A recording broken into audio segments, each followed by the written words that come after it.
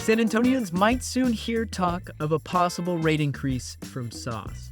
The details are far from finalized, but the discussion raises important questions.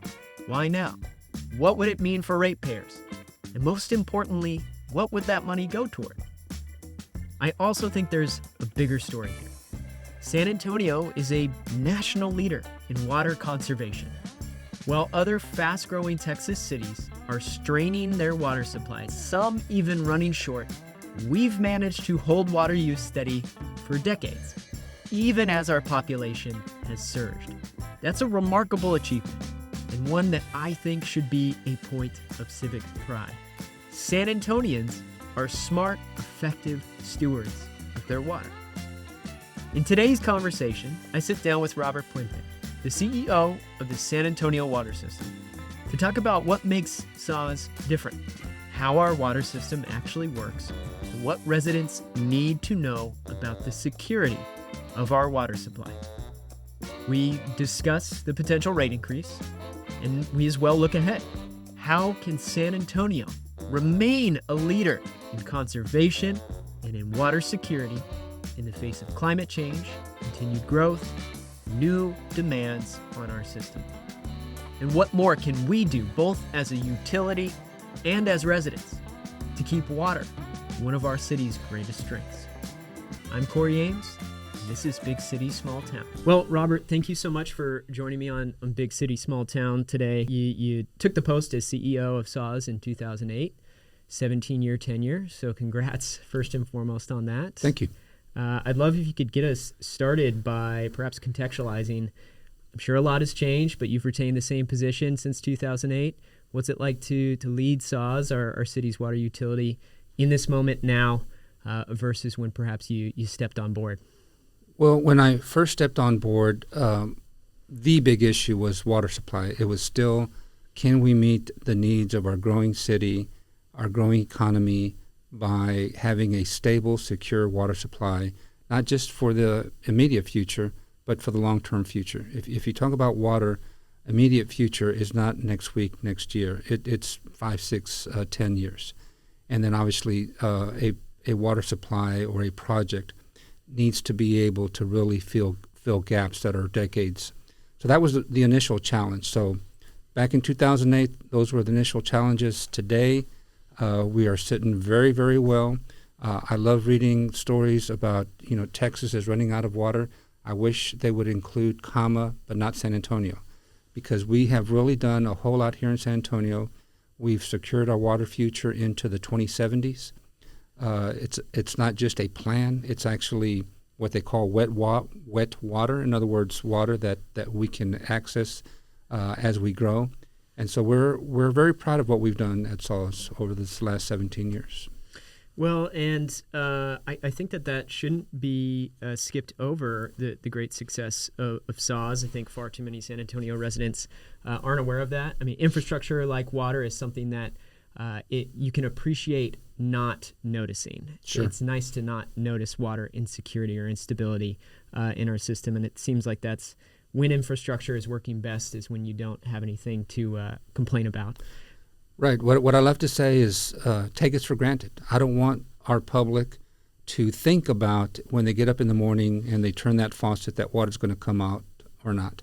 I don't want them to think that after they take a shower or use the washing machine, the dishwasher, that water's going to leave their house, leave their business, and they don't have to worry about it. Take us for granted to that extent. But at the same time, understand what we do. Please appreciate what we do, and let us know how we're doing. Well, let's talk a little bit more, if you could, about the uniqueness of San Antonio's situation, why we might deserve the comma in that expression of the rest of Texas is running out of water. Why have we been successful? What's so unique about San Antonio's water story? And in contrast to neighbors as close as Kyle or Austin area suburbs in Austin included? Well, a lot of it is a lot of planning, a lot of innovation, a lot of hard work by SAWS. But admittedly, a lot of it also was initiated by our failures at SAWS. During the 1980s, 1990s, project after project to bring water into San Antonio failed. It just did not happen. Some of them were projects that should have failed and did fail. Applewhite 1, Applewhite 2, those were 2 attempts to get some surface water into San Antonio. Those were not successful. There was another project with GBRA and San Antonio River Authority that was on the books for us to do. That project failed, didn't come to fruition.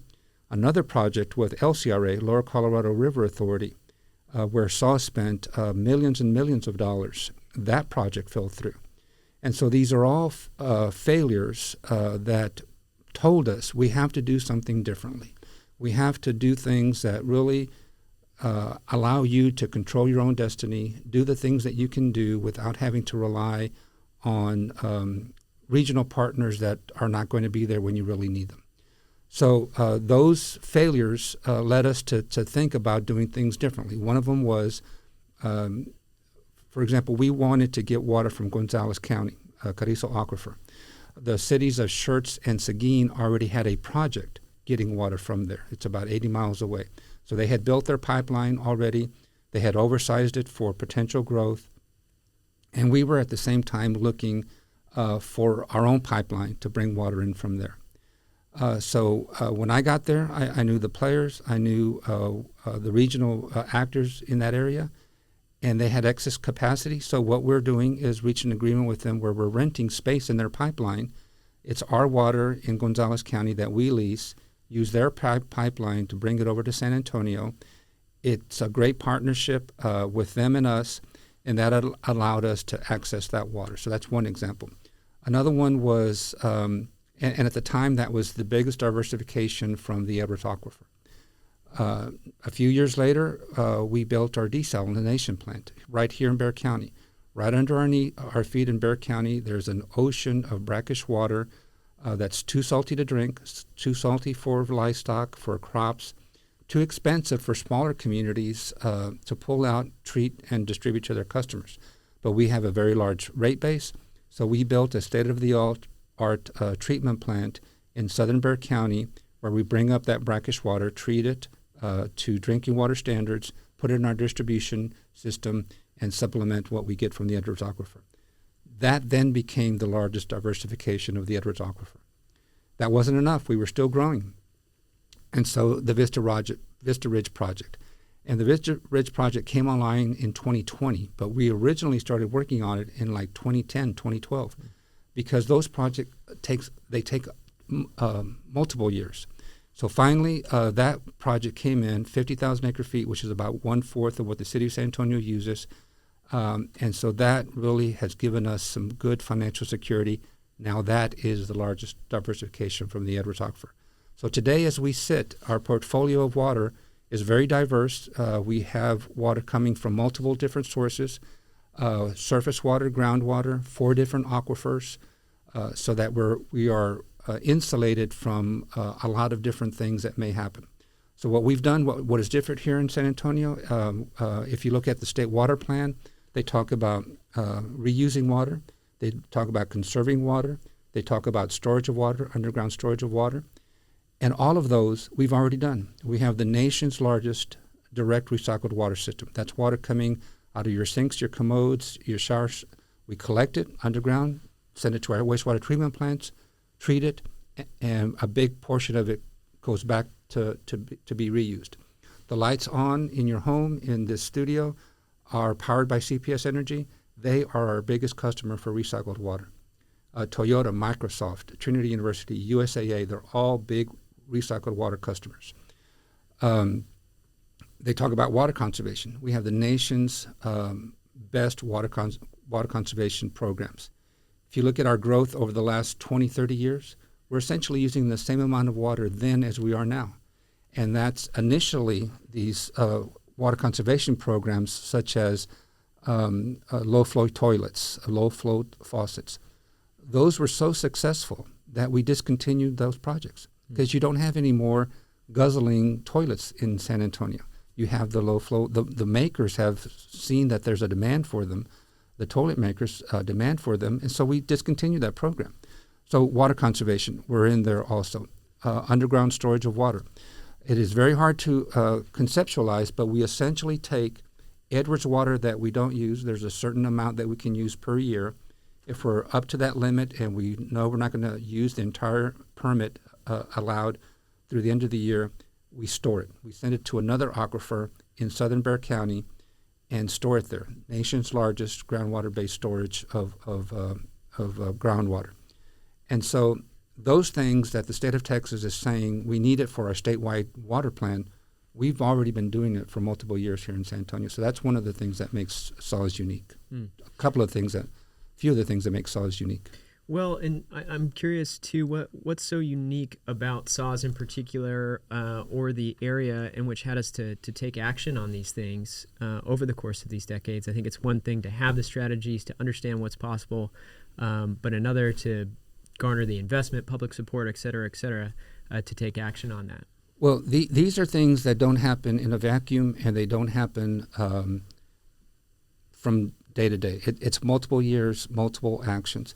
So initially, we were told by a federal judge, lawsuits by the Sierra Club against the U.S. Fish and Wildlife, that endangered species needed to be protected in the springs of water coming out of the aquifer, spilling out of the aquifer. SAWS wasn't around then, wasn't created yet, but the city of San Antonio was not doing anything really to protect the aquifer, protect the species.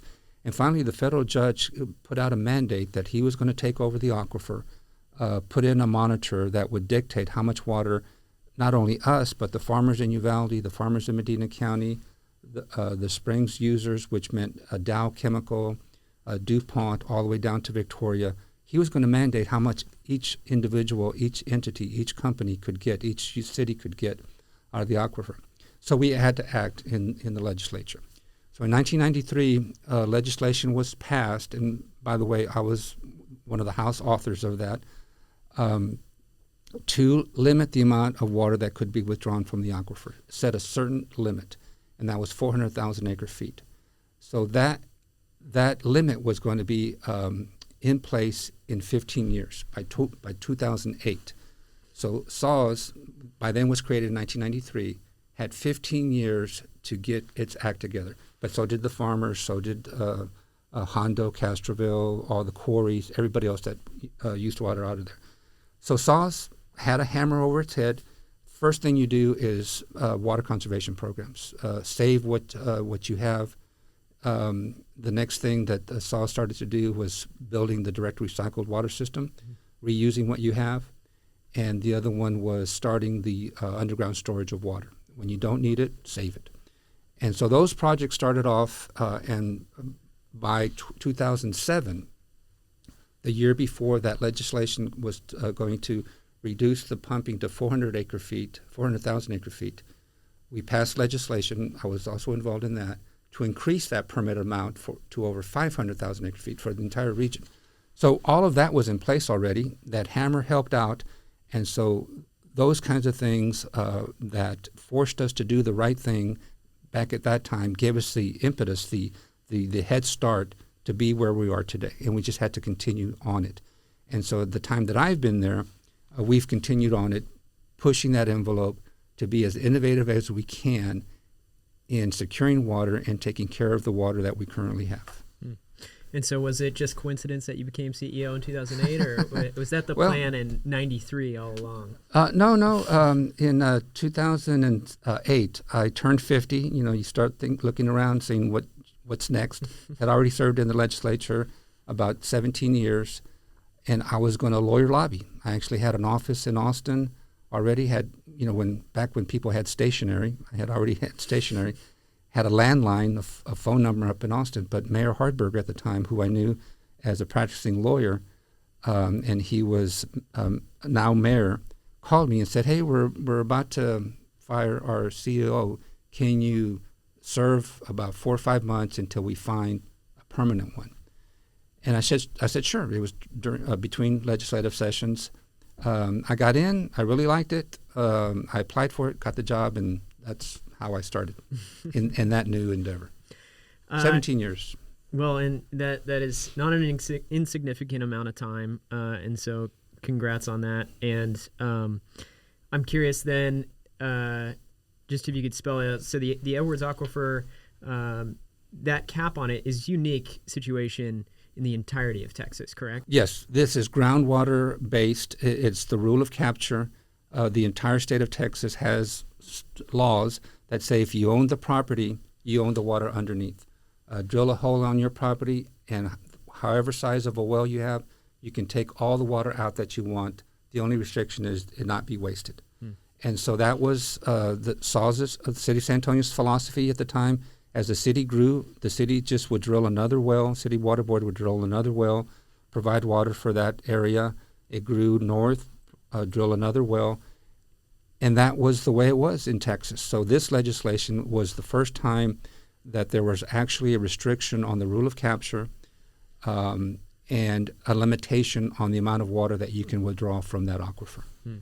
And at the time, the Edwards Aquifer was our sole water source, correct? Yes. And today it's now?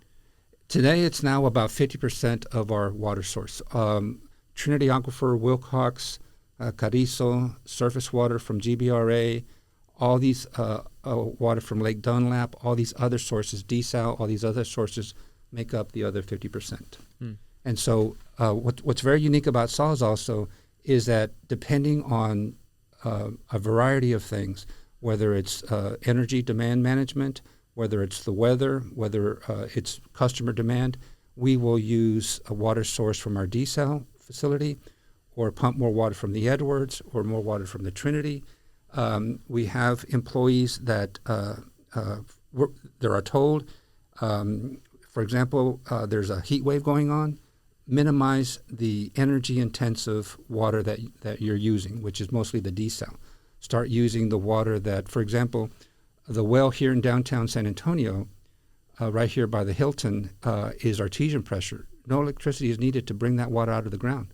And so we maximize that use during the times that we're asked to lower the power demand.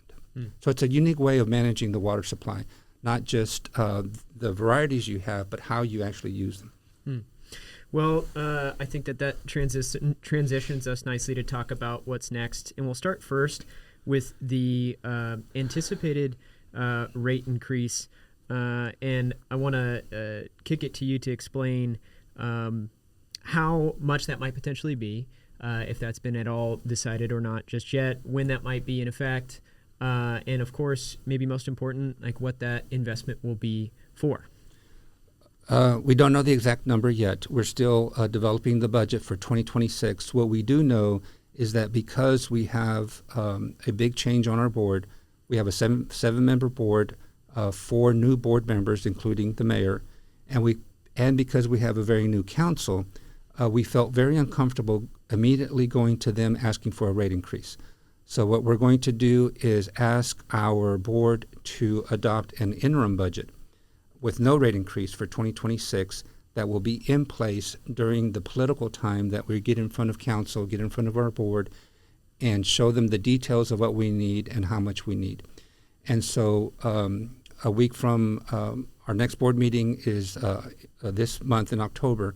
Our board will be given that briefing, and then in November they're going to hopefully adopt that interim budget.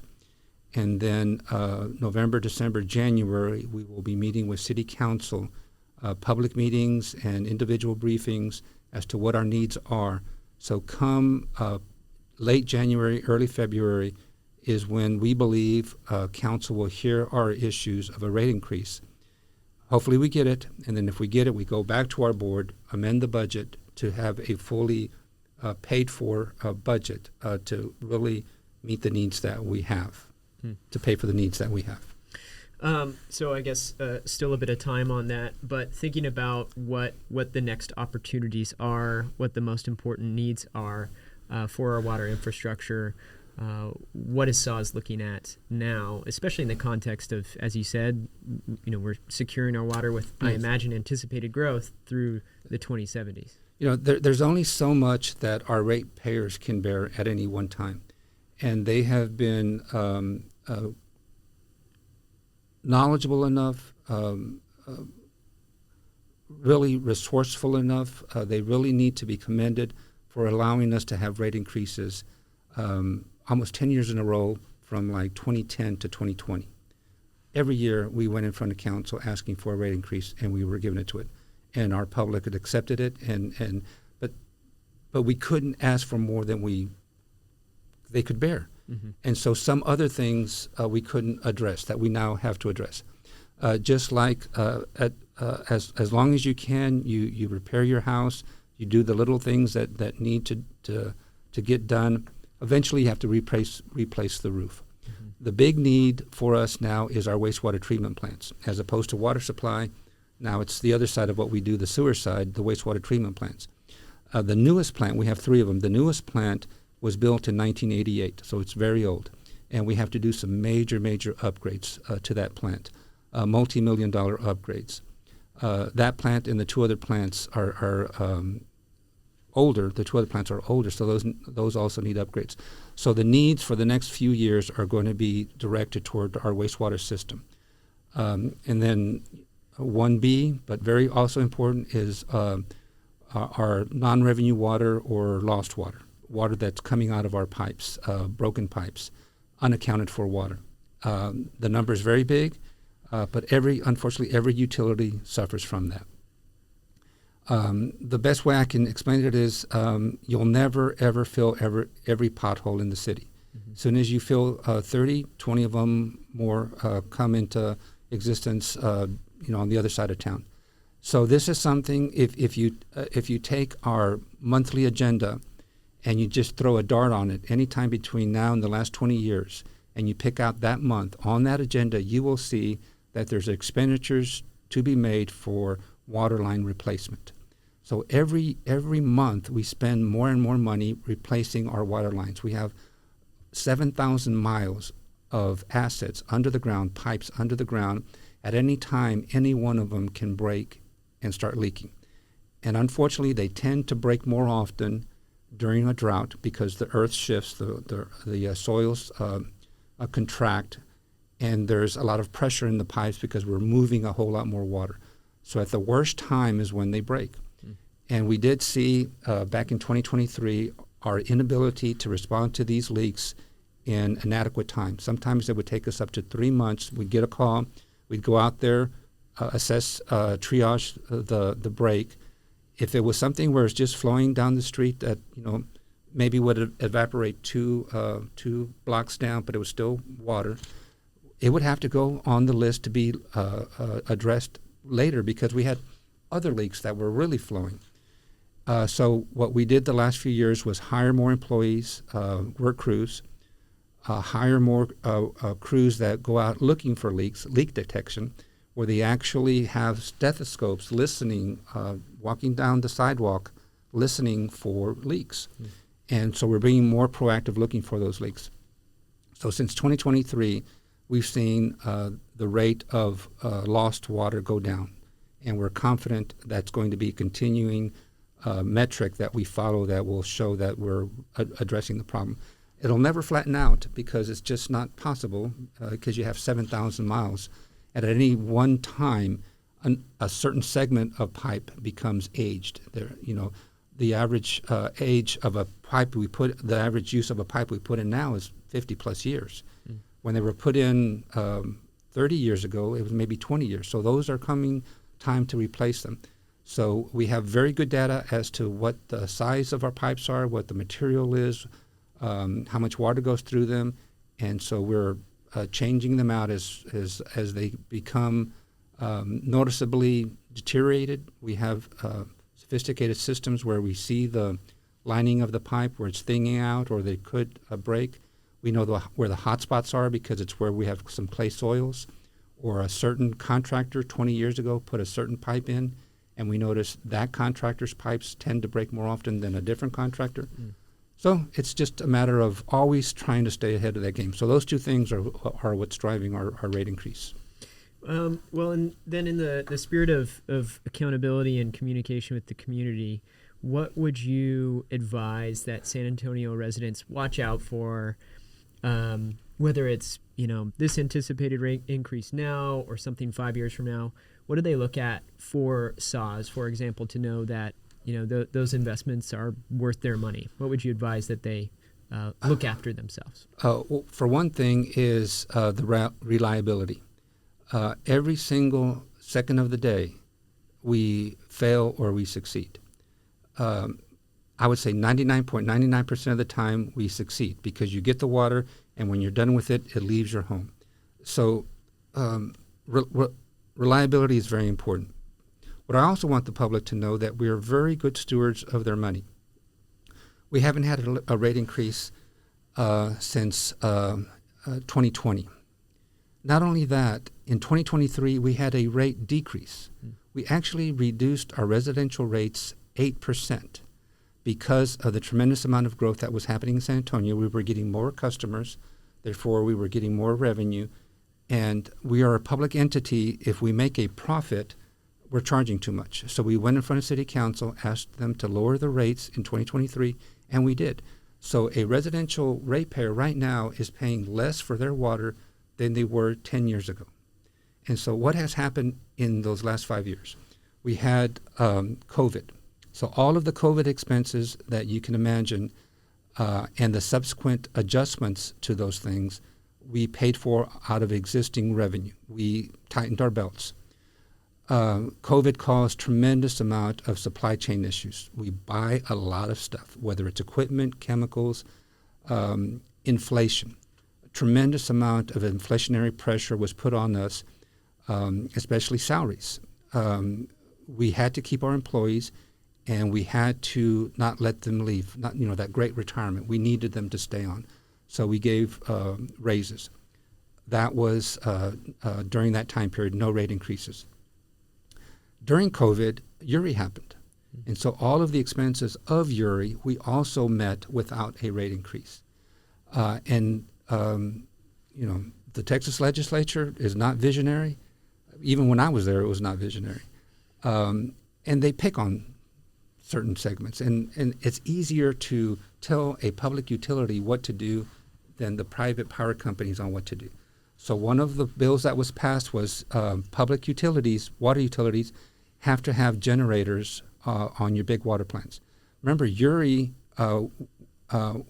we lost the ability to deliver water because we had no power. Water is very heavy. You just cannot move it. And so we were stuck with no power to move we have generators at our plants, but we needed certain generators at certain plants. So a $200 million initiative to put generators at some of our major production facilities was started, no rate increase. And as a matter of fact, working with CPS Energy, we are, SAWS paid for the generators. CPS will operate them, and CPS will then sell that power, and there will be a revenue sharing of that power that is generated. Because, Uri was once in a generational thing. I don't know when we'll have another Uri, if we'll have another Uri. With this climate change issue, more likely than not, but not anytime soon, I think. So those generators are not going to be used because we may not have another Uri. But state law mandated that we do it. We did it the right way without a rate increase and having a partner come in and actually run it, because that's what they do for a living, CPS. That's what they do. That's what their business is. And so whatever revenue is generated, they share with us. So that was another thing without a rate increase. So I can tell the public, hey, you may not care that we haven't been knocking on your door for the last 5 years, but these are the things that we've done. So now that we are knocking on your door again and we do need a rate increase, know that it will be well spent, know what it's going for, our wastewater treatment plants, and know that reliability will be there. Well, and I want to ask you about some maybe challenges or threats to the strategic plan of SAWS. I'm curious if there's an element of are the neighboring communities, say Austin area, up I-35, if their successes or their failures are something that are very related to our own water system. Say perhaps the boomtowns of Kyle or San Marcos area or what have you. Are their struggles an issue of ours or a consideration of ours? Of course, they're our neighbors and they are Texans as well, but how does that relate to the security of our own water system? It does, in the sense that if you have the city of Houston, Dallas, Fort Worth, any of the bigger cities, fail, in a sense, it'll affect us, just because we're all Texans and we're all interrelated with this economy. Smaller cities like Kyle, San Marcos to the north, some of the southern cities, Poteet, Floresville, their economies also need to work and survive and be robust. It allows ours to do also, because if they need medical care, they're not going to go to a hospital in Jourdanton or Poteet. They're going to come to San Antonio. Their education, they're going to come to San Antonio. So it's very interrelated. We buy their agricultural products. They use our facilities here. Very interrelated. But specifically about water. Water is very unique, unlike power, where you can, like Rudy Garza has done at CPS Energy, bought four power plants in Houston. Okay, you can't do that with water. And so it's very unique in, for example, the Edwards, which is our big supply. We have a permit that allows us to get a certain amount of water out of that aquifer every year, a certain amount. So does Alamo Heights. So does Hondo. So do the quarries. So does the farmers, a certain amount. So that is in state law. That is dictated. That is in state law. That is dictated. Surface water is controlled by the state. So if you have a permit to get water out of a reservoir or out of a river, you have that right, and you'll always have that right. So the economies of Austin and Lytle and that hill country area that are booming, they're going to have to rely on finding new sources of water, and it cannot be the sources that exist already that we have, because we have a contractual right to them under state law or under a private contract like Vista Ridge. And so it's really helping them in the sense that they're our neighbors, as you mentioned, but not that our water, our specific water supply is in jeopardy, that they will somehow get it. Now, they can get, as I talked about Carrizo Aquifer, we have Carrizo wells in southern Bexar County. The water project that I talked about in Gonzales County, that's the Carrizo Aquifer. The Vista Ridge project, which is north of Austin, that's Carrizo and Simsboro Aquifer. So the Carrizo Aquifer goes from Mexico to Arkansas. It's a huge aquifer. So it's just a question of what are the zones, the areas, geographic areas where water can be produced very easily. And in the hill country, they have the Trinity Aquifer and the Carrizo Aquifer in that area. So they're going to have to look at those sources before we have to worry if they're looking at our sources. But Armageddon comes, who knows what will happen. That's a big condition. But are those communities asking SAWS for advice or strategic direction or support in any capacity? Are there things that they're saying like, hey, how did y'all do this? Oh, yeah, especially with the Vista Ridge project. The Vista Ridge project was a very unique project. It was the largest private-public partnership in the United States at the time dealing with water. It was, in Texas, the most expensive water project in 2020. Guess what? It's not the most expensive project anymore.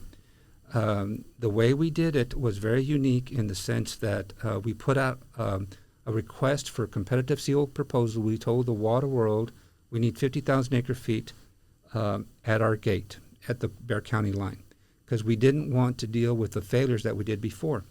The project from Church-Seguin that I mentioned originally was a 50,000 acre feet project. It ended up being an 11,000 acre feet project just because of a vote in Gonzales County where they decided instead of permitting the water at 2 acre feet per acre, we're just going to do 1 acre feet per acre. So they cut our project in half, even though we had spent all those millions of dollars trying to get 50,000 acre feet.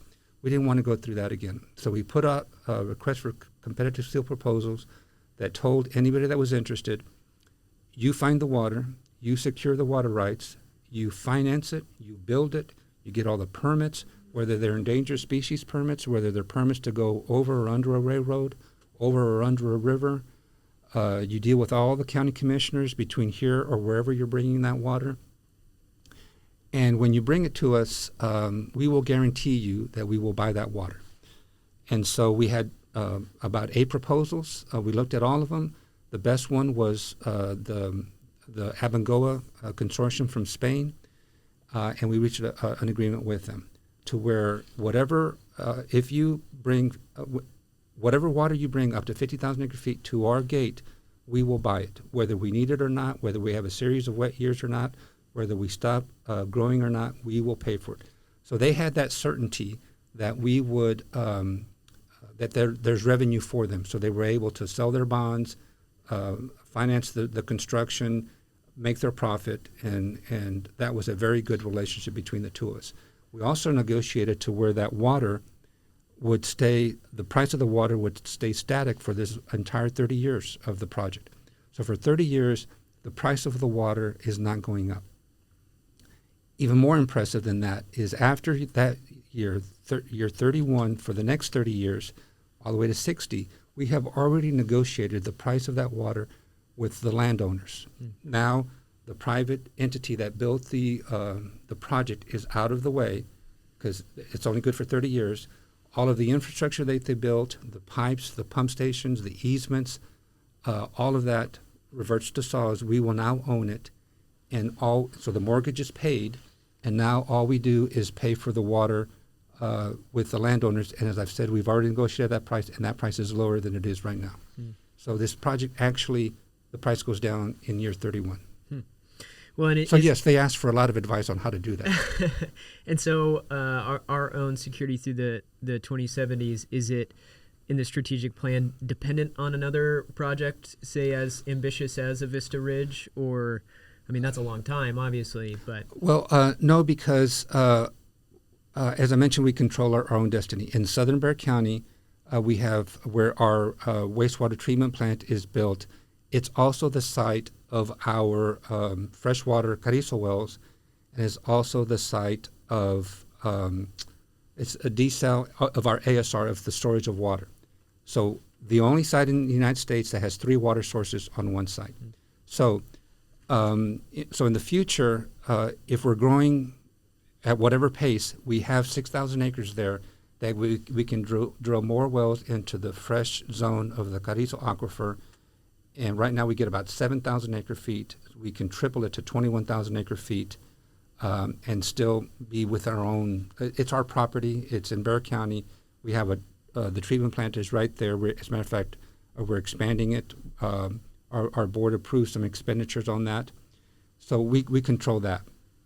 If we're still growing at a clip that we need more water, that is exactly where the desal water is. You go through the Carrizo into the Wilcox, into the brackish zone of the Wilcox, and bring that water up and treat it in our plant.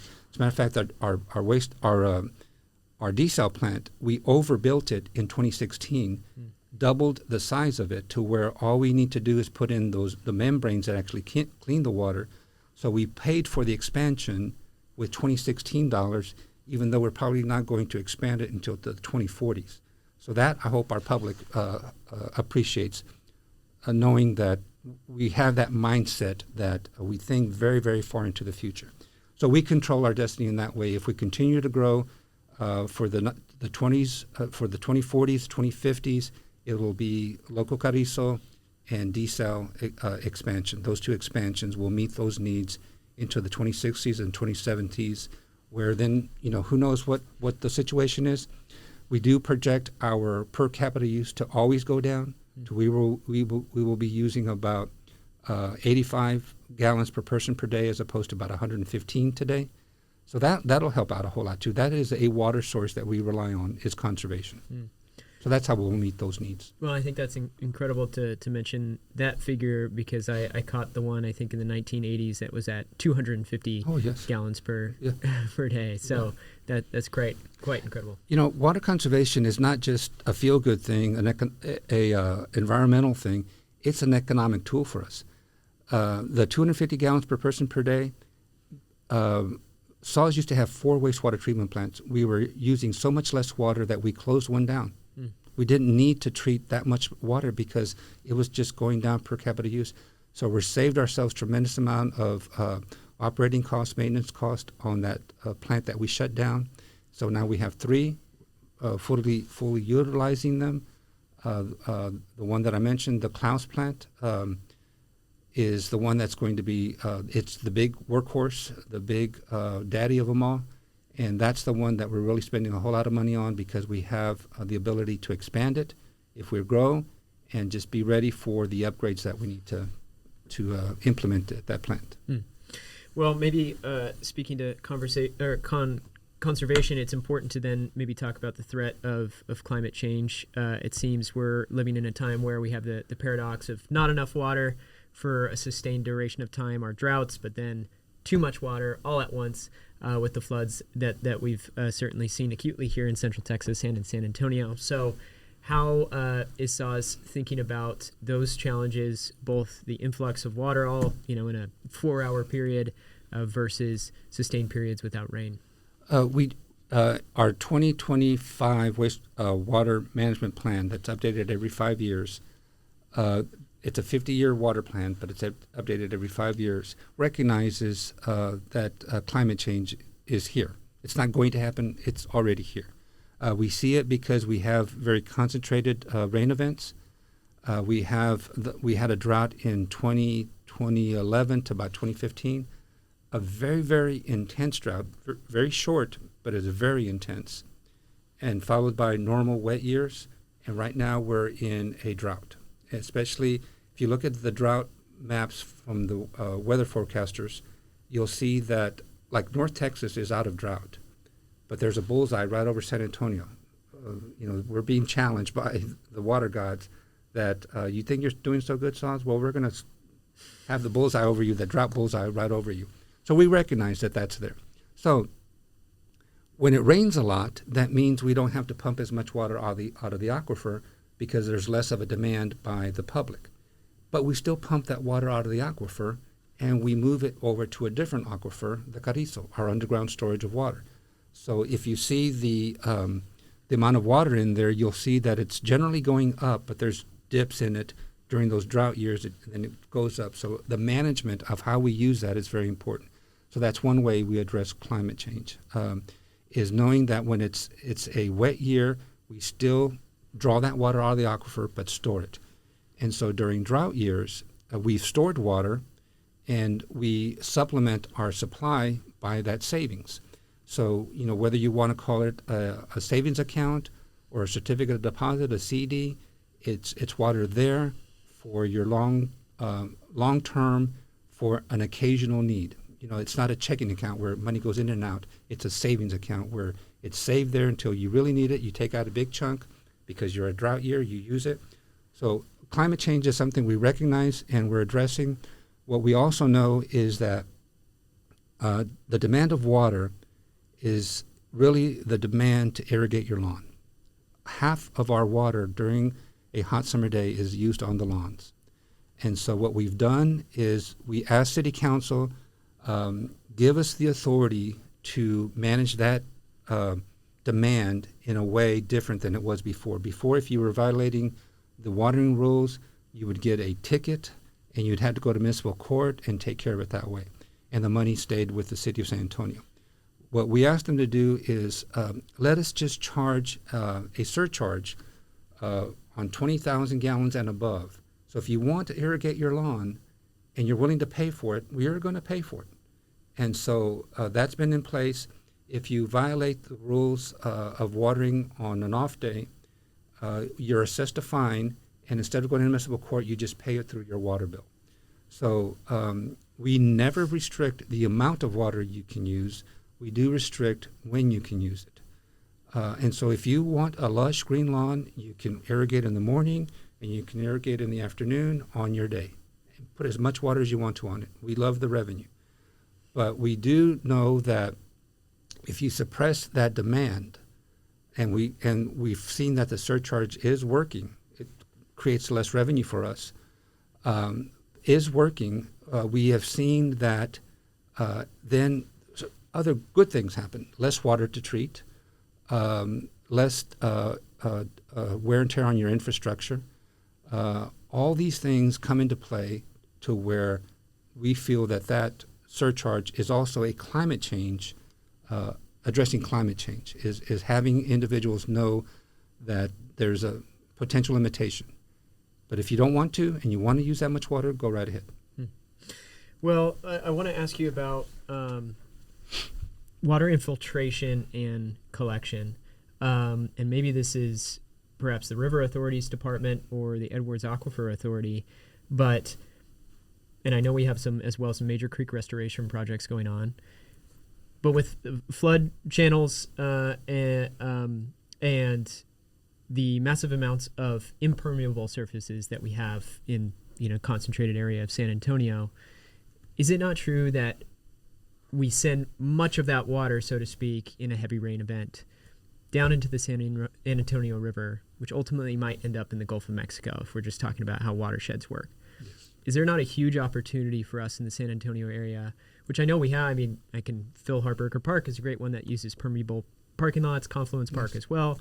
I'm wondering what kind of opportunity exists for encouraging greater levels of water infiltration and harvesting during rain events for the sake of recharging the aquifer, or perhaps watering native vegetation or what have you.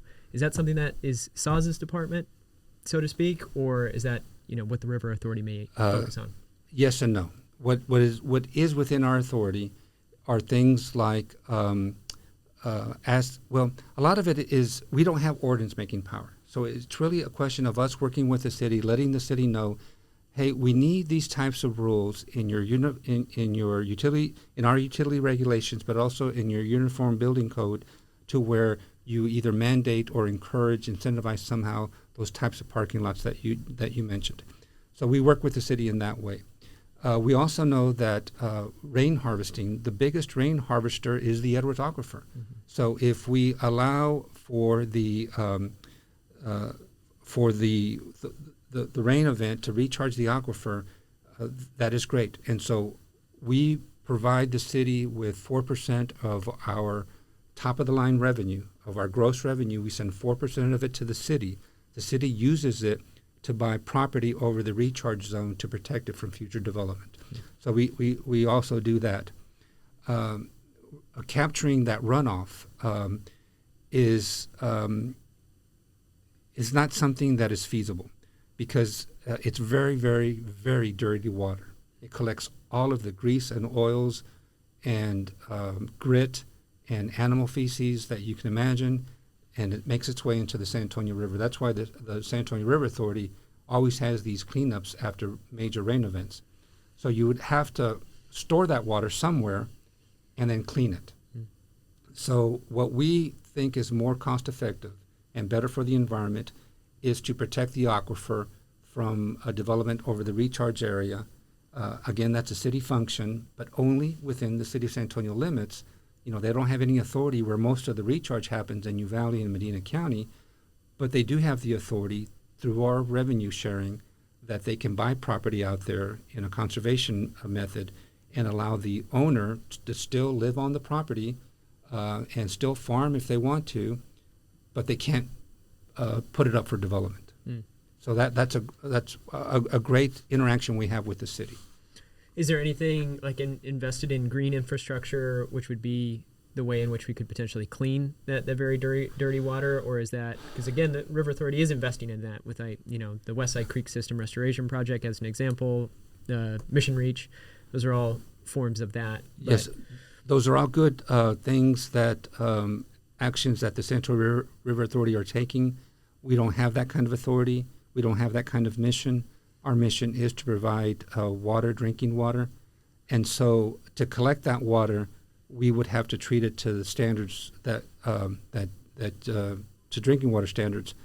And cities of Houston, Dallas, that are surface water, they get water from lakes and rivers, and they have to treat it. Mm.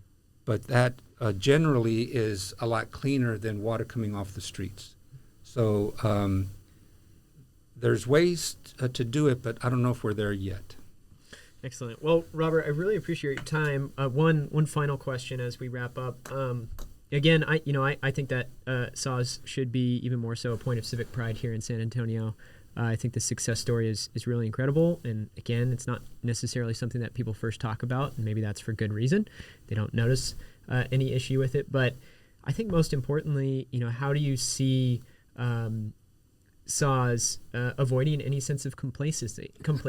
Like how do we continue, if we're a leader now, how do we continue to retain and affirm that position for the continued decades into the future? That's a very challenging question. I didn't say it was a very good question. It's very challenging. So I think it's self-pride. It's hiring individuals that take pride in their work, that really want to be at the cutting edge of what they do. We don't just provide water. We have our legal department, HR department. We have a laboratory. We have accountants, chemists, all kinds of individuals. I think they've seen what our past practices have been, and that we are the leading utility in Texas, if not one of the leading utilities in the United States. And they want to continue to be a part of it. So what I've seen is our employees take a lot of pride in what they do, and not just the ones in headquarters. For example, we are undergoing right now the largest change out of meters in the United States. We're going from a very mechanical meter to a digital meter, one that can communicate with your telephone, with your iPhone. Those guys are taking so much pride in putting those meters in the ground. It's a physical act of putting those meters in the ground, of meeting the deadline that originally, because we had to fire an original vendor, and when that happens, a whole lot of crazy things happen. The completion date was pushed out to the fall of 2026. Well, they're so proud of themselves that they're going to finish this year, probably in November of this year, changing out 660,000 meters. So they're proud to be a part of this organization, and I think they want to continue that. They want to contribute to the past successes, and they want to be involved and be part of what people talk about, what great things SAWS are doing. It's one of those things where if you go outside of 1604 in the water world, we are rock stars. But the closer you are to home, especially City Hall, they wonder about us. And so it's up to me to educate these new council members, continue to communicate with the seasoned veteran council members. I'm very happy that our mayor, who has been at 2 of our meetings, she has asked very good questions. She's very engaged, and she loves data, and we are all full of data. And so I think she wants to be part of our success too, and is going to offer her expertise, her leadership in that endeavor too. So I think it's the human factor of wanting to do a good job. Wonderful. Well, Robert, thank you so much. Sure. I appreciate your time. Thanks for coming on to Big City Small Town. All right. Thank you. Thanks for listening to or watching this episode of Big City Small Town. If you enjoyed it, please send it to a friend, share it with a colleague, helping us to keep telling San Antonio's most meaningful stories. And if you haven't yet, sign up for the San Antonio Something, my weekly newsletter where I share things to do, places to explore, and people to get to know in this city. Just head to CoryAmes.com to subscribe. Also, be sure to check out Monday Musings, Bob Rivard's weekly newsletter, at bigcitysmalltown.com. Big City Small Town is brought to you by Weston Urban, building the city our children want to call home, and by Geekdom, where startups are born and smart ideas become businesses. Thanks again. We'll see you next time.